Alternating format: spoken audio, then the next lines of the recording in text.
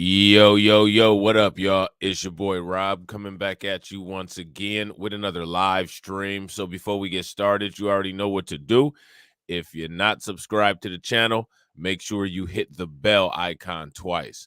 Smash the like button, share this video out to all of your followers, and let's get it cracking. All right. So shouts out to everybody that comes into the room as you guys come in. You guys know the deal. Make sure you bang on that like button. Also, make sure that you share the video out. If you're not subscribed to all of my backup channels, take a moment, hit the channel section of the page, and also make sure that you all hit the about section. All right. So what we're going to be talking about today are two things. All right. Shouts out to my man Fanteezy and shouts out to my man Carlton Way, dropping your boy some new information about a new virus coming out of China.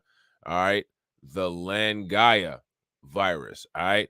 And we're going to be talking about how bad breath can kill you. All right. So don't be trifling. Brush your damn teeth because bad breath can actually take your ass out. And if it doesn't take you out, it can put you in a real bad place. All right. We got an article here from Daily Mail. This is what my man Fantizzi sent to me. So shouts out again to Fantizzi. Deja flu. China sounds the alarm as 35 people fall ill with this newly identified Langaya virus that is thought to have jumped from shrews. All right. Langaya belongs to a family of viruses that are known to kill up to 75% of cases. None of these cases in two Chinese provinces so far have resulted in people dying. Experts believe the virus was passed on by animals, including shrews. So now one of the things that you have to ask is what is going on in Europe and Asia where diseases are jumping from animals to humans? Why are they in close proximity like that? What kind of contact is being made? You know what I'm saying? So now here it says doctors have raised the alarm over a brand new virus that has infected dozens of people in China. Langaya henipavirus, or LayV, was detected in 35 people in the country's eastern Henan and Shandong provinces. It belongs to a family of viruses that are known to kill up to 3/4 of humans in severe cases. So, according to the history of this virus and how it's been known to behave, it's pretty accurate when it comes down to taking people out.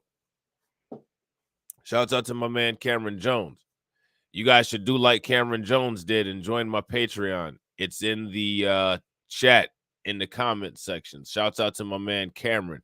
Make sure you guys drop some radiation emojis for him for helping support the platform. We got Val Williams in the building. Shout out to Val. And we got, hey, Mr. Knickerbocker in the building. What up with it? Good to see everybody in here. None of the new cases have resulted in death, and most are mild, with patients experiencing flu-like symptoms. The novel virus is thought to have been passed on by shrews, small mammals from the same family as hedgehogs and moles. You know what I'm saying? So be careful playing Sonic the Hedgehog. You might mess around and get this new virus.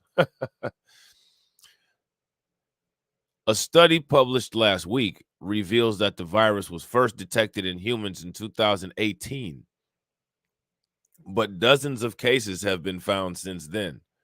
Chinese experts investigating the virus believe human cases are sporadic.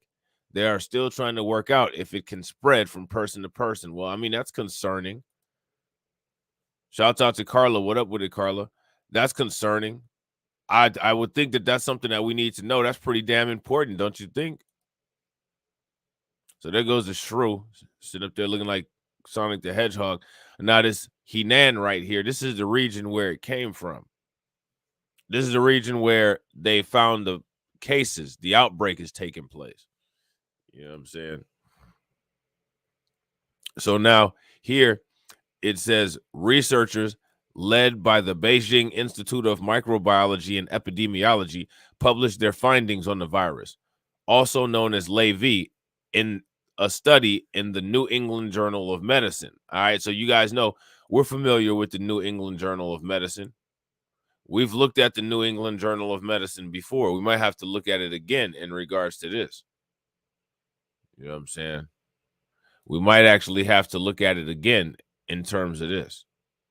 But it looks like we won't be looking at it anyway because it's an article that's paid. You know what I'm saying? It's not a free access article, but we'll see. I'll keep it up. Maybe we'll, you know what I'm saying, we'll be able to get it. They spotted the first case before January of 2019 in Shandong, before a cluster of 14 cases were found over the following year in both provinces. No infections were found during the first year of the pandemic in January to July in 2020, with researchers pausing to work to prevent the spread of COVID. But 11 more were found that month and onward. Researchers tracked symptoms in patients to see how badly people were affected by the virus. The most common symptom suffered by Lingaya patients was fever, with all people infected coming down with the temperature. All right. So now we know here the most common symptom suffered was fever. Okay. Everybody who ended up getting this thing got a fever. All right. It was followed by fatigue. All right. So fever was the first, fatigue was the second, cough was the third, loss of appetite fourth, muscle aches fifth, and feeling queasy was sixth. All right. So those are the symptoms. So far, death isn't one of them, at least currently. You know what I'm saying? Around 35% suffered liver problems, while 8% saw a fall in kidney function. They also tracked the virus in animal populations to see whether it was being spread by domestic and wild animals or if human-to-human transmission may have been to blame. Chinese researchers found the virus in 71 of 262 shrews, a small mole-like mammal surveyed in the two Chinese provinces where the outbreak started. Alongside shrews, the virus was also spotted in dogs, 5%, and goats, 2%. The paper said there was no close contact or common exposure history among the patients, which suggests that the infection in human population may be sporadic, which is not a good thing. That means that the virus is just deciding to jump from animals to humans. You know what I'm saying? That's never a good sign. What that means is that the virus is able to mutate quickly. You know what I'm saying? Real quick, ladies and gentlemen, we got 7 live viewers. Shouts out to all 7 people that are watching, and we got 4 likes. If everybody can take a moment and smash that like button and help us out, that would be great. Also, if you're not subscribed, take a moment. Make sure that you guys hit that bell icon. All right, hit it twice so that you get notified every time I go live or put a video out on this channel. Contact tracing of 9 patients with 15 close contact family members revealed no close contact LayV transmission. But our sample size was too small to determine the status of human-to-human transmission for LayV. Lingaya is Henipavirus, the same family as Nipah virus, which is a deadly pathogen that is usually found in bats.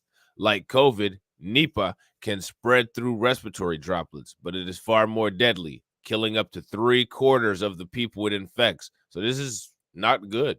And it's not good. It's respiratory, which means that it has a higher blast radius. It spreads quicker because it can be put out through the air with more droplets. You know what I'm saying? Shouts out to my man U-Law. What up with it?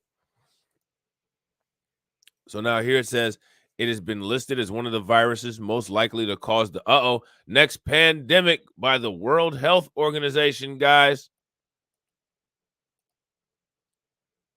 So now what do you guys think? Now, don't you think that if this is the case and we already know this, we should get started on research? We should get started on trying to eradicate it. We should get started on trying to make medications and vaccines. We should start researching what kind of diet would be necessary to improve our immune systems and make sure that we're not, vulnerable to this? Don't you think that that would make sense? If you guys think that that would make sense, give me a thumbs up in the comment section. If you guys don't think that that would make sense and you think that that's completely insane and how dare I say something crazy like that, give me an angry face in the comment section. Again, it has been listed as one of the viruses most likely to cause the next pandemic by the World Health Organization. The brain swelling virus was first discovered in Malaysia and in Singapore in 1999 when 300 cases led to 100 deaths. It's not good, man. It's not good at all. What that guy say on Belly? I don't like that shit. I don't like that shit at all. There is currently no Nipah vaccine approved for humans. I'd get working on one. You know what I'm saying? That's what I would do if I was you guys. I would get working on one. You know what I'm saying? But at least 8 are currently being tested on animals, including one made by Oxford University. You got the college out here making vaccines. It's bad out here, y'all. We down bad. You know what I'm saying? We down bad out here, y'all. They got the colleges out here making vaccines. uh, uh, uh. So check this out.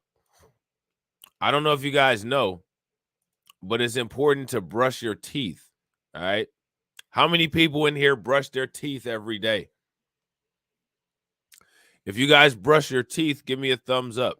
If you just walk around and your breath smells like you took a bite out of a hot, spicy piece of shit, go ahead and put a thumbs up in the comment. It's okay to admit it. You know what I'm saying? It's all right. We won't judge.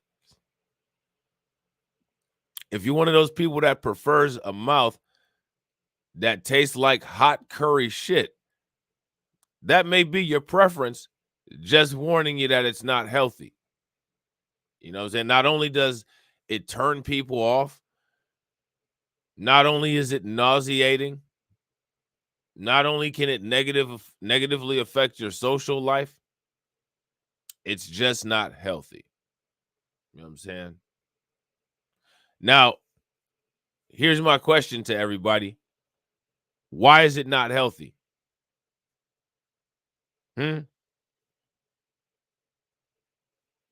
Why is it not healthy to have a breath that smells like you have halitosis? Why is that not healthy? Does anybody know, other than the fact that, you know, it can make somebody violently throw up from being so gross? Other than that, why is it not healthy? You guys know? You guys know that there's bacteria that collect inside of your mouth, inside of your oral cavity. And I don't know if you guys are aware, but there's what's called, quote, microvascularity inside of your mouth, especially in your teeth. You know what I'm saying? Inside of your teeth, there's little veins. There's arteries as well, and capillaries and stuff like that. But mainly what's important is that there's little veins. Right. Carla says it can cause heart disease.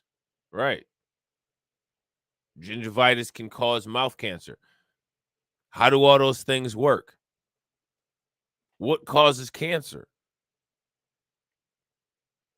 A repeat where it triggers an uncontrolled growth and regeneration of stem cells. That's what causes cancer.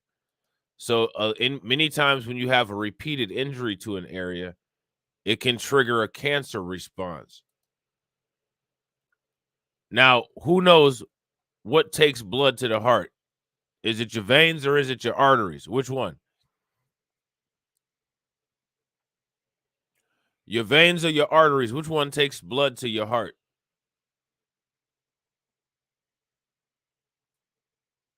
Let me know. Your arteries take blood where? And your veins take blood where?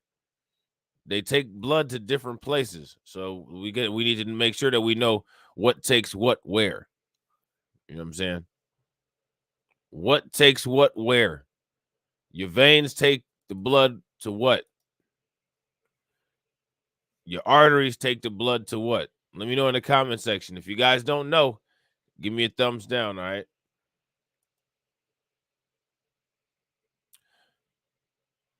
Veins in, arteries out.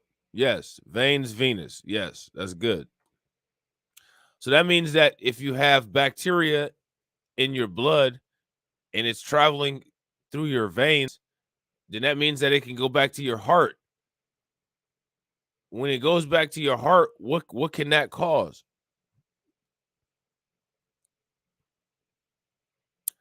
That can cause pericarditis. That can cause endocarditis, right? They can cause infections. It works basically the same way as how people who shoot up drugs get an infection. You use a dirty needle, you're putting that dirty needle right inside your vein. That bacteria travels in your vein into the superior vena cava in your heart, sits there in your heart, vegetates, bacterias multiply, and then it causes an infection.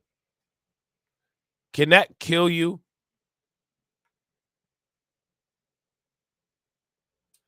Yeah, if you get hit in the arteries, you bleed out. That's what causes an aneurysm. Myocarditis, yeah. Heart muscle inflammation. This man had an aneurysm, and it was triggered by mouth bacteria that spread to his brain.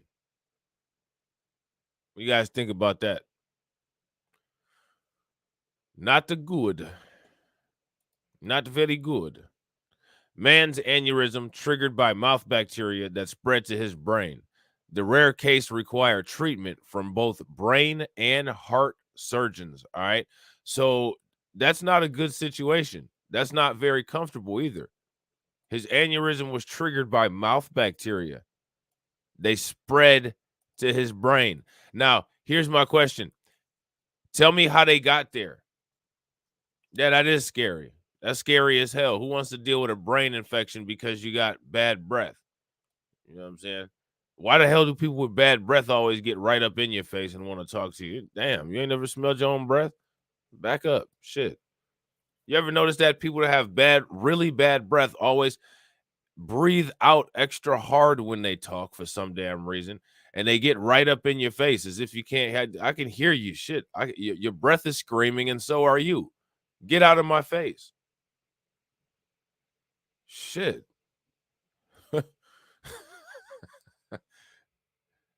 I always want to explain some shit. Okay, I got it. All right, damn. And even if I don't, I'll figure it the hell out. Just get away from me before I die.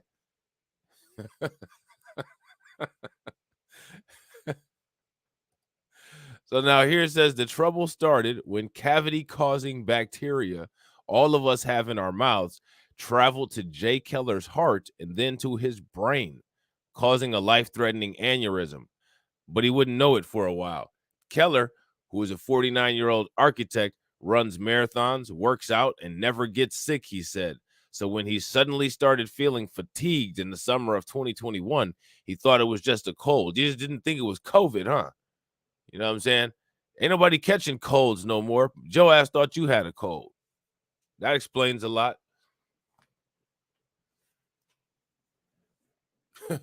You getting sick in 2021 is COVID.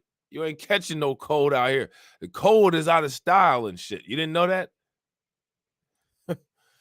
Over the next few months, the symptoms progressed from manageable to hard to endure.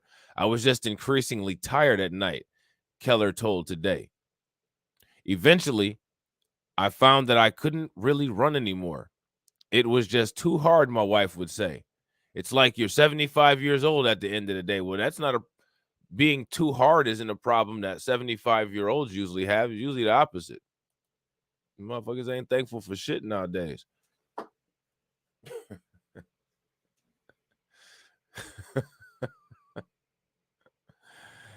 So now here it says he went to an urgent care clinic where doctors gave him cold medicine. It didn't help. Keller thought perhaps he might have gotten COVID-19 without knowing it. I mean, that would have been the first thing. I would have thought as soon as I had those symptoms, probably would have COVID-19 tested, probably would have nasal swabbed. You know what I'm saying? Because again, how many times, who's out here catching a cold these days? Who's out here catching colds these days, guys? Shouts out to Shatera. She says, whose breath stinks? This guy is lethal. Put him in the hospital. You know what I'm saying? See, right up in his son's face. His son holding his breath right there, like, oh, Dad, get out of my face. Then one morning, he woke up with an excruciating headache. The worst one I ever had in my life, he recalled. My whole head was in extreme pain. It took several days for the ache to come down to a manageable level. Keller kept working and going about his everyday life, hoping the pain would go away. His annual physical was coming up, so he planned to bring up the symptoms then. When his doctor tested his blood, it led to a startling discovery. Toxic fumes. You know what I'm saying? There was an infection inside of his heart. Keller had endocarditis, an infected heart valve from Streptococcus mutans, a bacteria that lives in the mouth and causes tooth decay. The overall incidence of infective endocarditis in the general population is low, about 15 cases per 100,000 people, said Dr. Karen Kruger, an infectious disease specialist at Northwestern Medicine, where Keller was treated. Bacteria from the mouth or other parts of the body often enter the bloodstream, which is typically harmless. However, in certain instances, the bacteria can overwhelm the body's immune response or stick to certain sites like the heart or valves, leading to infection, Kruger explained. Now, when it sticks like that, it's called a vegetation. That can also lead to a clot or a, quote, embolus formation. All right, so let's check this out real quick. See what they're talking about. Real quick. Some news on heart health that may have caught you off guard if you weren't paying attention, because for decades, we've been told that a daily aspirin can help. Now, do you guys remember this guy on the end here? There's a video out there on YouTube of this guy on the end with the purple tie and the glasses having an MK Ultra glitch. Do you guys remember that? He just paused and froze right in place, just out the clear blue sky. He just froze. You know what I'm saying? Real quick, ladies and gentlemen, we got 6 live viewers. Shouts out to all 6 live viewers, and we got 9 likes. If everybody takes a moment and smashes that like button, that would be great. Remember, we got a goal of 100 likes per stream. We got a goal of 100 likes per stream. So if you haven't smashed that like button, take a moment and hit that like button. Yeah, that's his name, Al Roker. Shout out to my man Black Mantis. What up with it, bro? Health that may have caught you off guard if you weren't paying attention, because for decades we've been told that a daily aspirin can help those at risk of heart attacks. But now the U.S. Preventive Services Task Force is out with some new guidelines, and here to break those new guidelines down, NBC News medical contributor Dr. Natalie Azar. Always good to have you. So I remember growing up, lots of the older folks in my family, they took an aspirin. They took an aspirin because it was supposed to help lower the risk of cardiovascular disease. Why the change? So what's really interesting, okay, first and foremost, this guy right here that's talking, aspirin is supposed to reduce the risk of blood clots, okay? Not necessarily cardiovascular disease. If you want to reduce the risk of cardiovascular disease, what you want to do is eat foods like oatmeal, eat foods like Cheerios, whole grains and stuff like that. The reason why those help to reduce the risk of cardiovascular disease is because they help to reduce the amount of cholesterol in your body. It helps to remove cholesterol from your body. Aspirin has a mechanism in it that helps to cause platelets to not stick together as much. That's why when you take aspirin or when you take other NSAIDs, you might be at the increased risk of bleeding. As far as, quote, cardiovascular disease goes, I've never heard of aspirin having any kind of association to any effect on, quote, cardiovascular disease. So I don't know what this guy is talking about. Yeah, when I was younger, we used to take aspirin to reduce cardiovascular disease. That's probably why you end up getting it with your dumb ass. Real quick, ladies and gentlemen, we got Alonzo Griffin in the building. Shouts out to my man, Alonzo Griffin. Good to see you as always. And everybody make sure you guys check out that Trump video from early. I think it was pretty good. Do like my man Alonzo is. You know what I'm saying? Shouts out to my man Carlton Way. So let's check this out.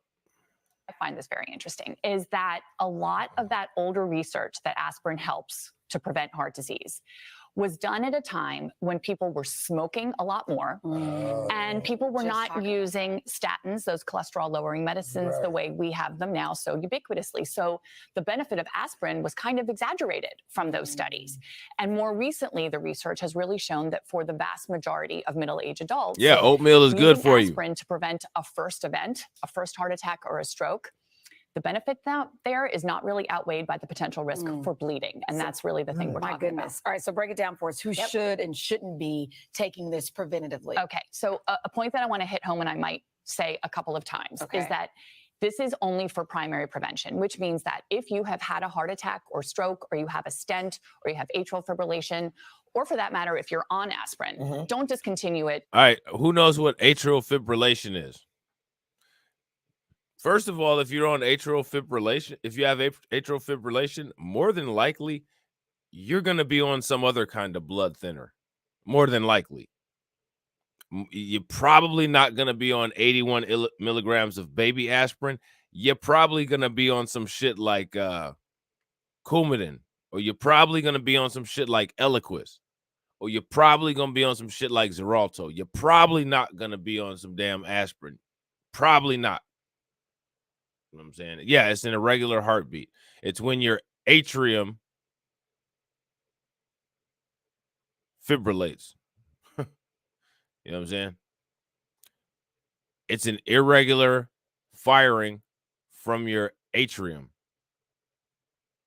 You know what I'm saying? Remember, the normal beat that you're supposed to have for your heart is called a what?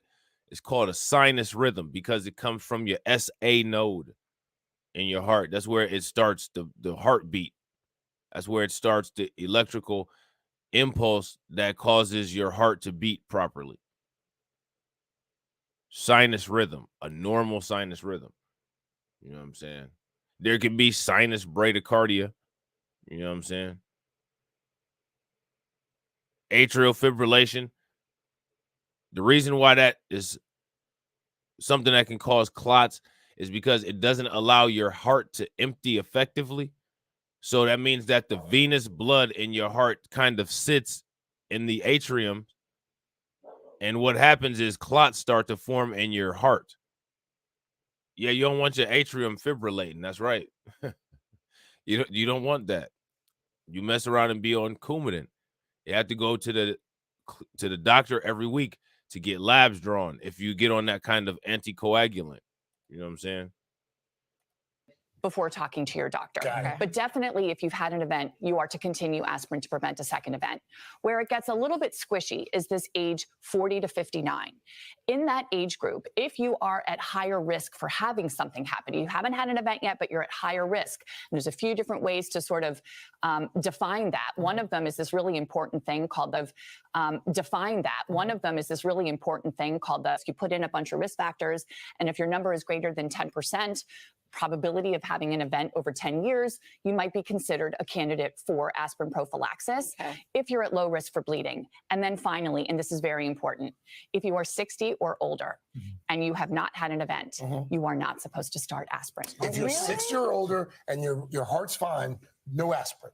That is the take-home message. message. There's no question people are watching this morning who are taking aspirin because of this very thought, right? Right. And what am I going to say? Don't stop without talking to your doctor, because there might be a reason that you actually are supposed to be taking, you may not realize. You talked about this heart risk calculator, and you talk about the risks. So what are the main risks for heart disease? So it doesn't hurt to. They're kind of your standard list. We'll put this graphic up for our viewers. It's a list that we've all become very familiar with: smoking, high blood pressure, diabetes, elevated cholesterol, and family history. Now, pay very close attention, all right? These are all things that are made accessible to Black people. Smoking. There's ratchet corner stores and state liquor stores right in the hood. High blood pressure, because there's not very good access to quality health care. Also, a lot of the food that a lot of us enjoy is extremely unhealthy. You know what I'm saying? That extra stick of lard on the stove doesn't help anything. You know what I'm saying? Diabetes as a result of the food, and high cholesterol, again, as a result of the diet. Now, as far as family history goes, what you see is that when it comes to Black people, there's less family history. Ours is more because of diet and lifestyle. When it comes to non-Black people, it's more family history. They don't like that because it defeats the narrative of the whole, quote, supremacy thing. So that's one of the reasons why they have to try to associate disease and morbidity with Black people. When it comes to type 1 diabetes, which is genetic, that's more common in white people. When it comes to type 2 diabetes, which is a result of lifestyle, that's more common in Black people. So pay very close attention. These people have serious, sick problems, and they hate themselves so badly that they want to see everything that's wrong with them in us, which is why it's important. People need to get those corner stores and fast food restaurants like Popeyes and Church's Chicken out of your neighborhoods. You know what I'm saying? Get them out of there. Why do you guys think that they don't allow fast food restaurants in rich white areas?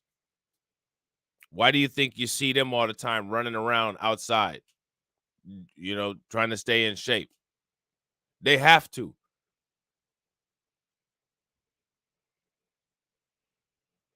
They have to. So pay very close attention, because that's something to note.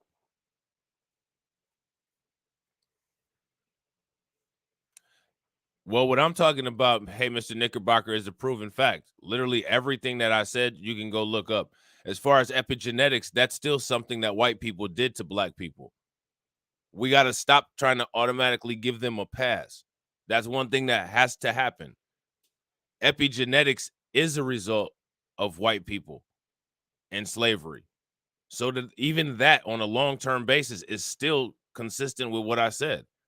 We don't just become born with epigenetics. Slavery is not a normal, natural environmental condition. It's a condition that was caused by humans that have, it's an environmental factor. It's not a genetic one. Yeah, absolutely. It's their fault. You know what I'm saying? They definitely contributed to that.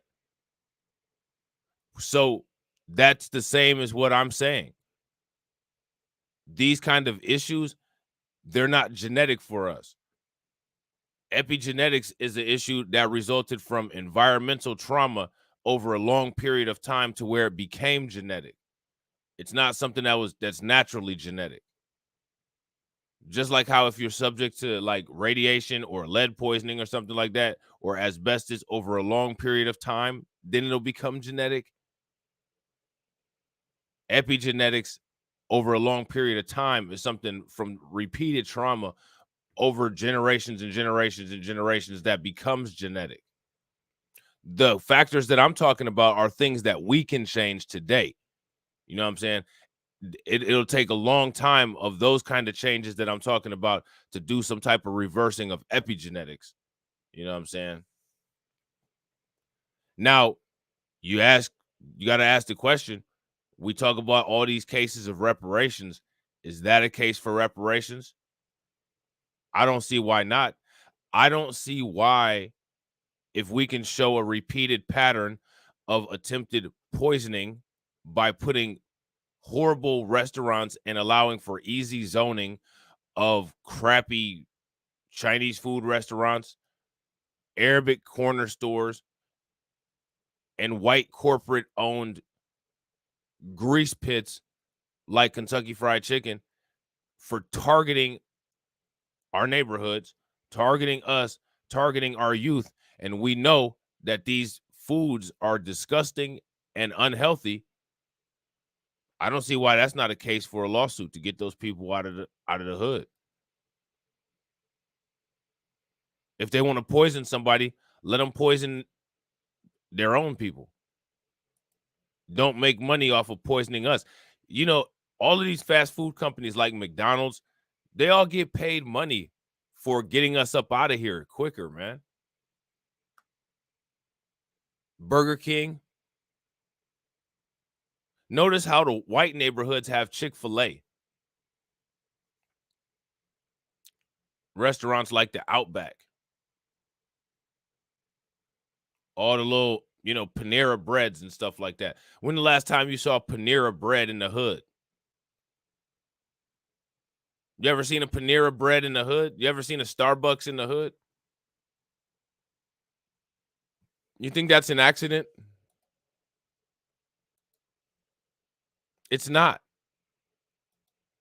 You think Asian people have a clue? They don't. You think even if they did have a clue, they'd act like they'd have one? No. It's just us being paranoid, despite the fact that in nobody else's neighborhoods, they have all this bullshit. And why did I say, do Asian people have a clue? Don't they own all of those grease pit Chinese restaurants in the hood, but they don't have them in predominantly Asian neighborhoods, only in black neighborhoods? Because poisoning us and poisoning our kids is a business. Look at what it does. It's a business to do it, and then it creates a business for the medical business. This is extortion and terrorism, man. And they try to act like they care so much. Oh, there's all these comorbidities. Or somebody sitting back counting dollars while your kid is in the ICU hooked up to all kinds of lines, while your grandmother is dying, while you just found out you got cancer.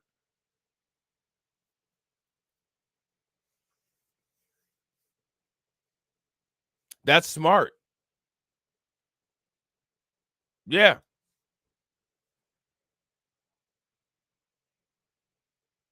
Because those white restaurants, especially the good ones, they're not going to put their restaurant and offer their services to where it can help black people because they're racist.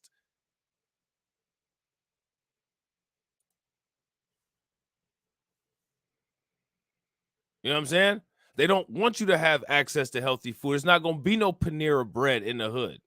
They'll say it's because of high crime, which it partly is, but they understand the mechanism that created that crime. The crime is there to give them a justified reason to not have to service an aesthetically unpleasing demographic, because white people and the rest of America thinks that black people are aesthetically unpleasing.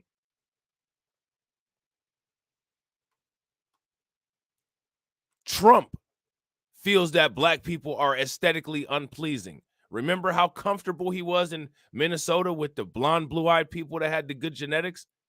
The entire United States is a big fuck you to black people. The more people wake up and see that, the sooner something will be able to get done about it. But until then, corporations out there getting paid billions of dollars a year to just pump vats of poison into you and your kids.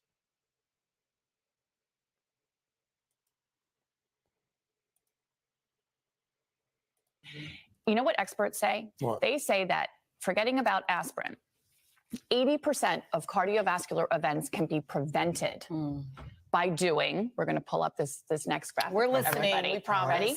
Some things that you can do that are lifestyle. Yeah. You're going to eat a heart-healthy diet. You're going to engage. There you go.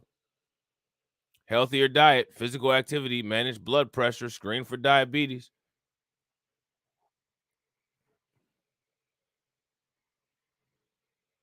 Healthier diet. This is none of this is genetic.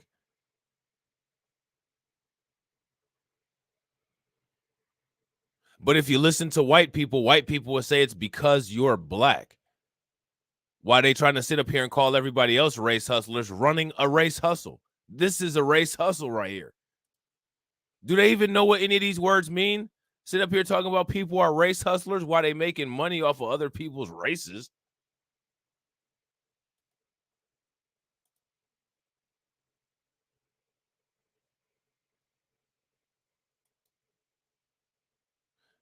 People need to start paying very close attention to what goes on around them and not necessarily accept everything.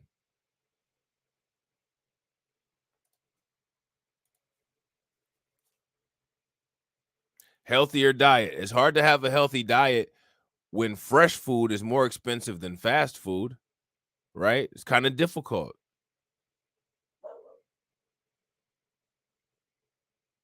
It's kind of hard to have a healthy diet when there's more Taco Bells in your neighborhood than there are fresh food grocery stores.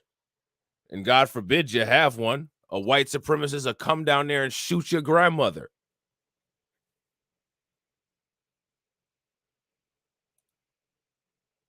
In more physical activity, you're going to manage your blood pressure, and you're going to screen for diabetes. And I think that this is really important. You know, a lot of us, maybe myself included once in a while, we'd like to have everything in a pill, right? Right, you're right. But doing it this way, it's the safer way, and frankly, the more effective way. And the risk for bleeding is a real thing, and that also prompted the change. Now, when you say healthier diet, what are we talking? Like Mediterranean? Well, Mediterranean keeps out coming out on top. But if you have high blood pressure and you do something, they also, when is the last time you ever heard them market a African diet?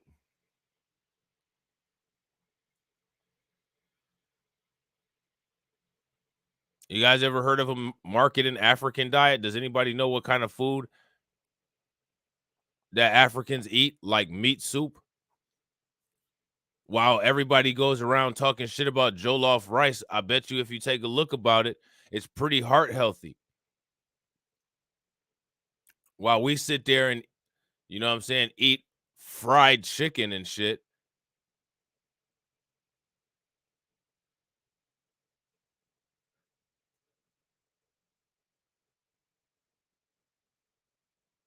Jollof rice is pretty damn heart healthy.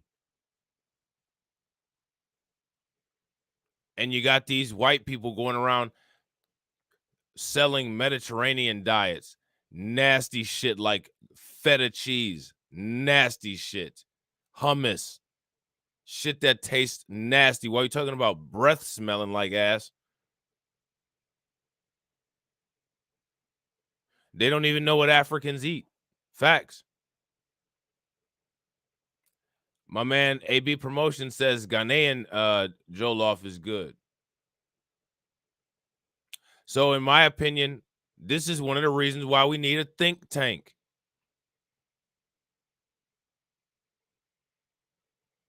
Black diets that are good for black people. I don't want to eat some European Mediterranean diet. I don't want none of that shit. I don't want no damn feta cheese. That's nasty. I've had some meat soup before, though. That food is actually good, man. African food tastes good. It's better than this crap. Because this is crap.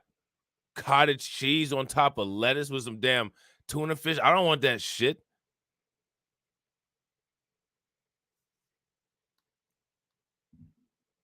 Shit, if I got a choice between, I got to force myself to eat that. And if I eat one more collard green with butter, I'm going to die. I'm just not going to eat anything. I'm not going to eat that stuff.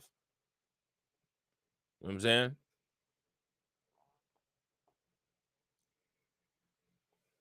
I don't like Italian food. Some of it is all right, though. Tiramisu is alright. It's kind of weird though. It's weird, but it's alright though. But try African food, man. It's actually good. Shouts out to Tia.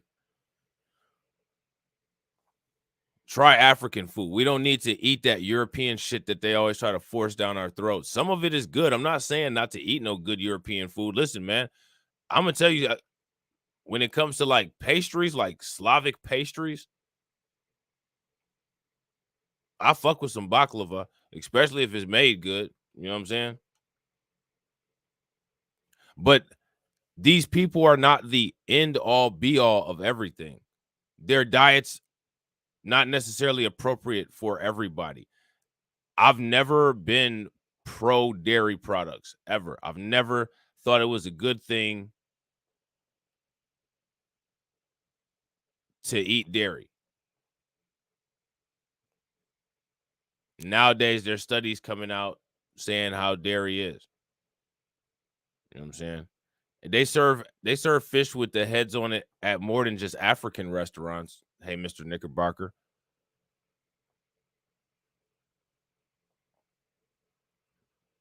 Like, you can get fish with the head on it at Asian restaurants, high profile seafood restaurants, like expensive places like 5-star restaurants. They still have the heads on them.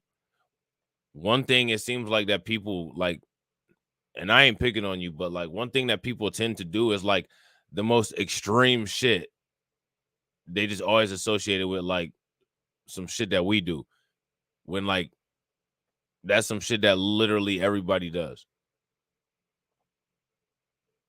You know what I'm saying?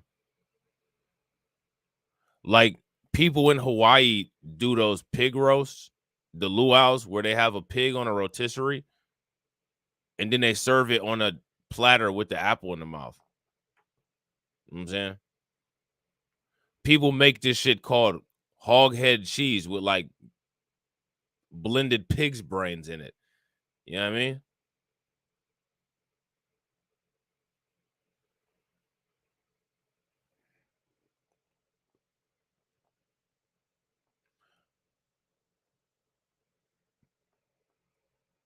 Chinese yellowfish. Yeah, facts, Carla.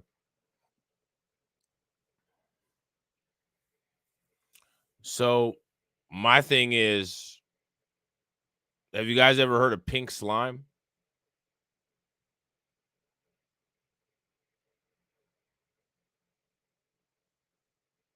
That's what they use for a lot of the meat at fast foods. McDonald's, they use it. It's disgusting. It's like squirting the meat out of a pastry bottle. It just plops right onto the fryer. You know what I'm saying? And they sell it. It's disgusting. It's not healthy.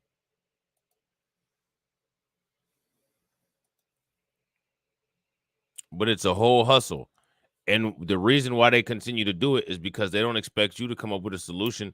And they also don't expect anybody to do any research and see that there's something very wrong with that.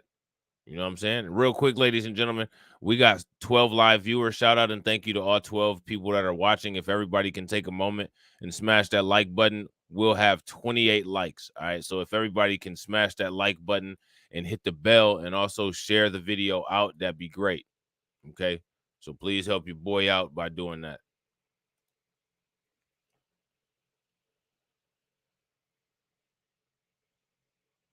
Yeah, I don't blame you going no meat after that story broke, man. That's disgusting. The fries catch on fire. They're flammable. You know what I'm saying? Something called the DASH diet, which is a low sodium diet, you can really reduce your numbers, and many, many people can get off of their antihypertensive medications. So now there should be a dietary think tank. There should be a healthcare think tank. Based on a dietary think tank, people need to start coming up with meals that are healthy, that are culturally geared towards Black people, and don't share the recipes. Don't share none of it. Don't share no stock in the company. Don't share a damn thing.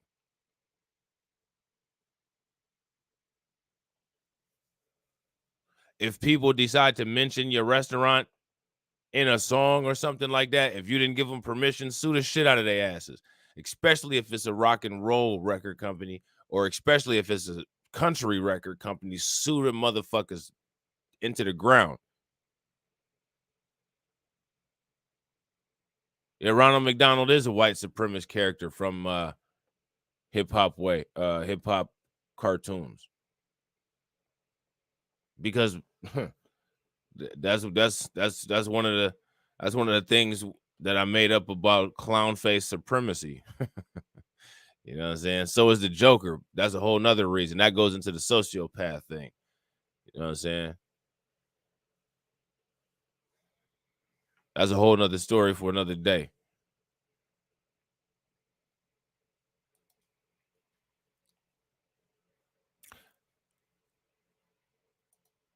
Diets should come up. We should come out with diets.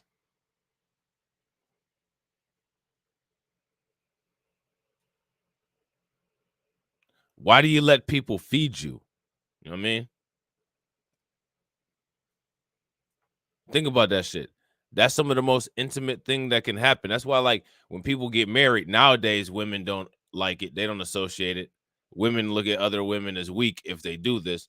But, you know, like, cooking used to be intimate. Like, it used to be, you know, something that people like, yeah, you know, my wife, you know what I'm saying? She cooked a good meal and shit. Nowadays, women look at that, you know, bad. You know what I'm saying? You don't need to cook for no man. I mean, okay. But, you know, whatever. If you take how they feel about it out of it, even if you do it yourself, cooking is something that's intimate. It's food that you put into your body.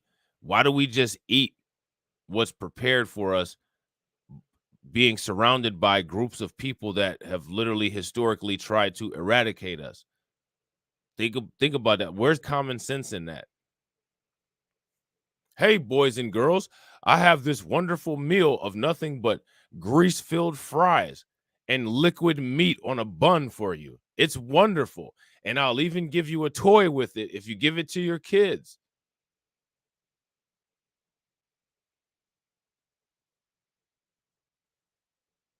We got a lot more shit to wake up about than just not voting for some damn Democrats. And anybody that says otherwise is a motherfucking lie.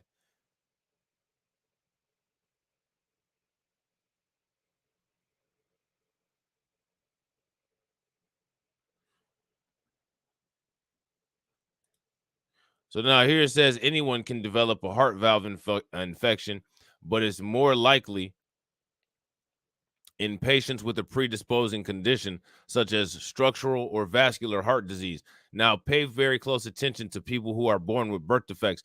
You guys ever notice how when it comes to lifestyle things, they're really quick to name off that black people are you know, highly likely to get those kind of things, but they never really talk about the instance of genetic issues like Down syndrome and autism and a lot of different things like that. Why is that?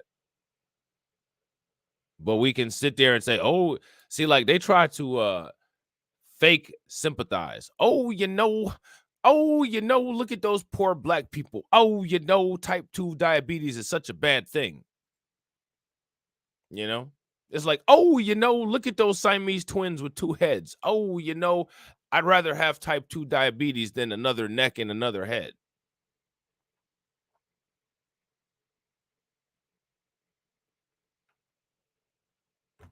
You know what I mean? So now here it says Keller fell into that category because he was born with a bicuspid aortic valve, a congenital heart defect that means that his aortic valve, which regulates blood flow from the heart into the body's main artery, had only 2 flaps instead of 3. All right. He knew that he had the heart abnormality. All right. There's other heart abnormalities. There's this thing called Hashimoto's disease.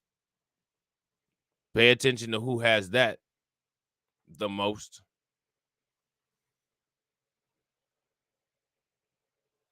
Anytime you see a white company use all black people, it's a death sentence. Anytime I see any amount of black people in a white commercial, it's just a mess they're trying to get us involved in. You know what I'm saying? Leave me out of it. Trust me, I won't be offended. You know what I'm saying? I won't be offended if you leave me out of your toxic ass commercial. You know what I'm saying? Got Trump up here telling people to drink bleach. All the black conservatives like, okay. You know what I'm saying? Was that dude named Herman Cain? Okay. I'm gonna go to the bad breath rally with no mask on. Okay. Ben Carson with his stupid ass. The dumbest neurosurgeon ever. How you gonna be a neurosurgeon and be a complete idiot? Yeah, Hashimoto's disease, it does affect the thyroid. If I'm not mistaken, I believe it affects the heart too. And when you have it as a baby. When you have it as a baby, they give the babies the IV immunoglobulin. IVIG is what they call it.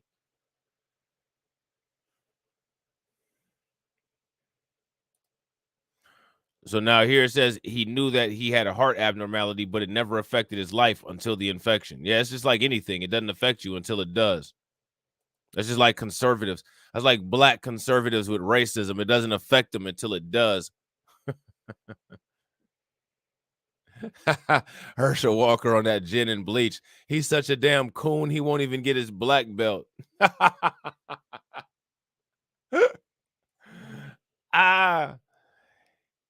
He didn't have a tooth cavity or recent dental work when it happened, but the germs were still able to reach his heart anyway. In this case, the bacteria probably entered the bloodstream from eating or routine digital hygiene and was able to develop an infection on Mr. Keller's bicuspid abnormal heart valve. From there, it spread to other parts of the body through the bloodstream, Kruger said.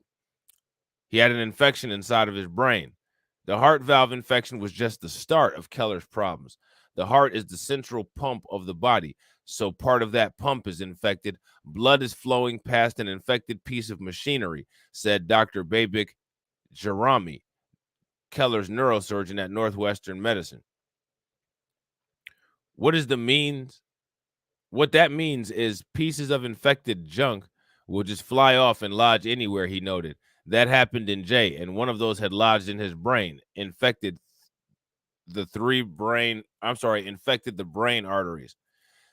These infected brain arteries couldn't maintain their integrity and formed a mycotic brain aneurysm, a dangerous bulge in an artery wall triggered by an infection. An aneurysm can rupture and bleed into the brain, causing stroke, brain damage, coma, and death, according to the National Institute of Neurological Disorders and Stroke. Okay. It's crazy. Keller recalled thinking, I'm just like, how am I alive if I have an aneurysm? Most people that have an aneurysm are still alive. You don't die until it ruptures. There's an aneurysm that's called a AAA, an ascending aortic aneurysm. That usually takes place like around in your stomach area, your abdomen, I should say. If that thing ruptures, you can die. Usually those kill you in about 5 minutes. You know what I'm saying?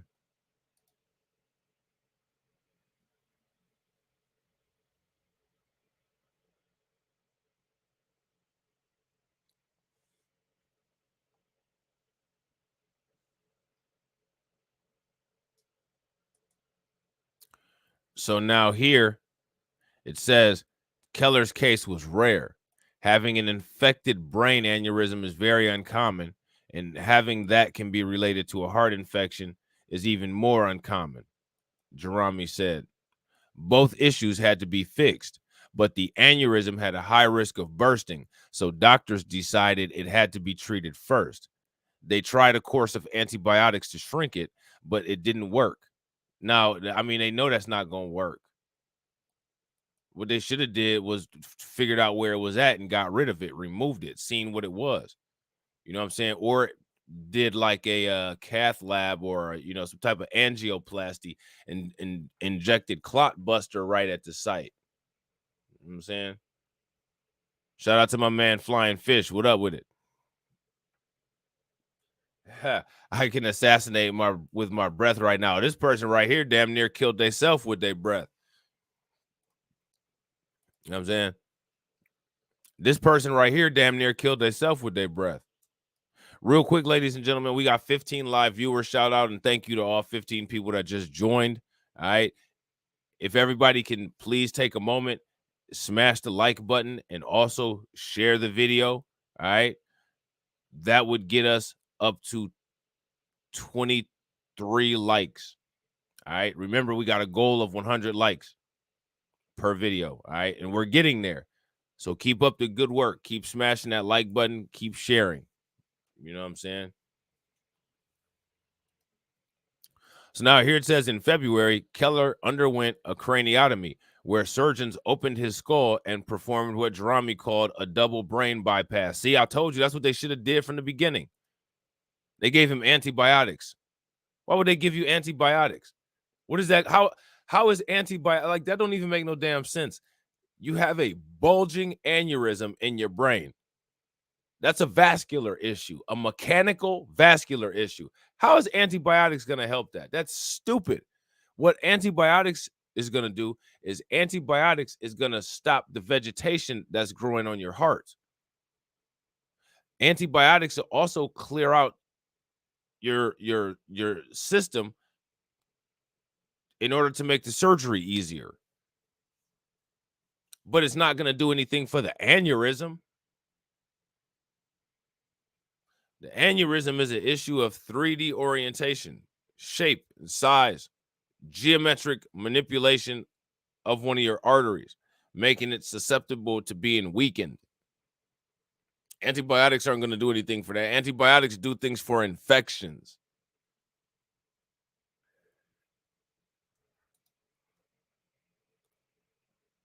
You guys see these lesions on the brain here?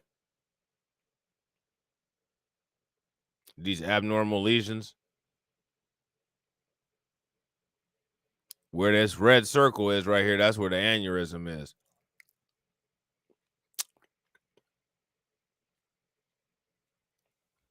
Since the aneurysm involved crucial brain arteries, Jeremy and his team couldn't simply cut it out and be done.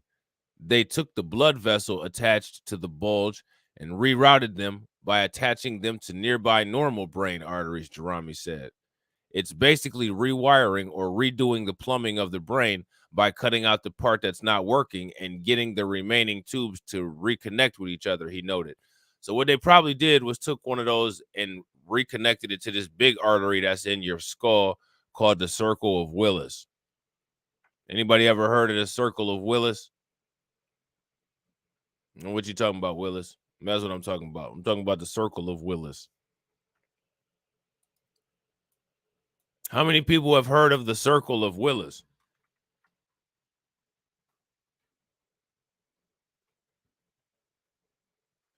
If you guys ever heard of the Circle of Willis, give me a thumbs up.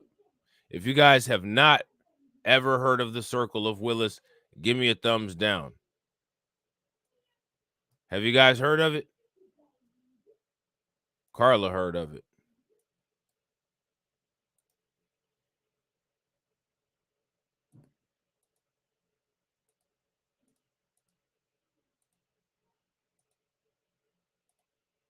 This is the Circle of Willis. The Circle of Willis, also called Willis's Circle, is a loop, a cerebral arterial circle. It's a circulatory anastomosis that supplies blood to your brain and surrounding structures in reptiles, birds, and mammals, including humans. It was named after Thomas Willis, an English physician. You know what I'm saying? That motherfucker was probably in a doso. Here it is right here. So this is probably where, in that surgery, that's probably where they reconnected it. Willis owed me $20. That's hilarious. So y'all can go do some research on the Circle of Willis.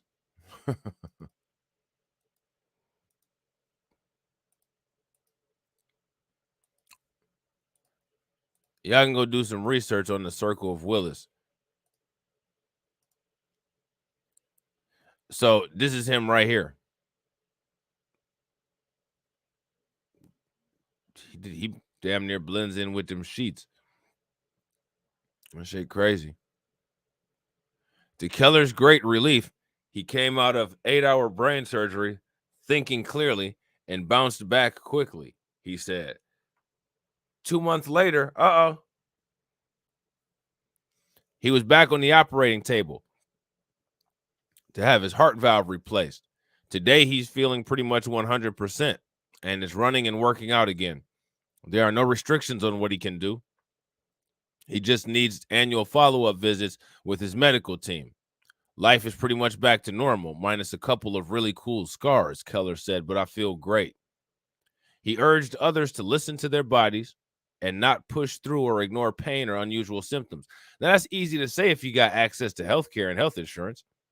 That's just that privilege, just assuming that everybody has that. Not everybody has that.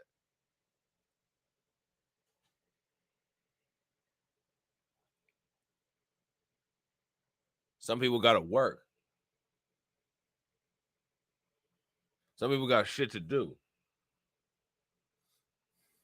And some people got to choose. Am I going to take care of myself or take care of my family? It ain't like that for everybody. Be more cognizant of your health and feel more comfortable going to your doctors. Well, when you're white, you don't really have your doctors trying to kill you. They're trying to keep you alive. You know what I'm saying? When you're black, they don't believe that you feel pain the same way as everybody else because they're ignorant. And it's debatable if they even believe that you're human. So why go to a doctor when a doctor is going to act like he's a veterinarian and you're an animal? Again, one of the reasons why we need a think tank, as well as we need more doctors, dietitians, to look at things from a perspective like what we would have, not a perspective where you're using the white perspective, looking at someone that's not like you, like an animal. You know what I'm saying? For basic blood and urine tests that can discover deeper problems, Keller advised. He wished he had done it sooner. Well, you're lucky. You know what I'm saying? You're lucky. So that's a story about how your bad breath can damn near kill you. You know what I'm saying? Lucky for that individual and his family, they were able to catch the condition and get it medically corrected. But in many cases, people aren't so fortunate. A lot of times people don't understand the symptoms identification. A lot of times people have to prioritize their life priorities, over their own health care. This individual was fortunate enough to not have a life where that's a requirement or that's a necessity. You know what I'm saying? But who knows how it will be for somebody else. That's why it's so important to be aware of your health. That's why it's so important to understand healthcare, understand what's going on with your health, and understand how to prioritize your healthcare and also how to take care of yourself. Because if you don't, your bad breath might just kill you. So with that being said, ladies and gentlemen, that's the end of the stream. I hope you guys enjoyed it. If you're not subscribed to the channel, you already know what to do. Make sure you hit that bell icon twice. Smash the like button. Share this video out to all of your followers. Remember, tomorrow, your boy's going to be live on Tales from the Cryptocurrency. If you're not subscribed to Tales from the Cryptocurrency, take a moment. Subscribe to Tales from the Cryptocurrency. If you can't find it in the search, it's on the channel section. And I will catch you all on the next one. All right? Peace.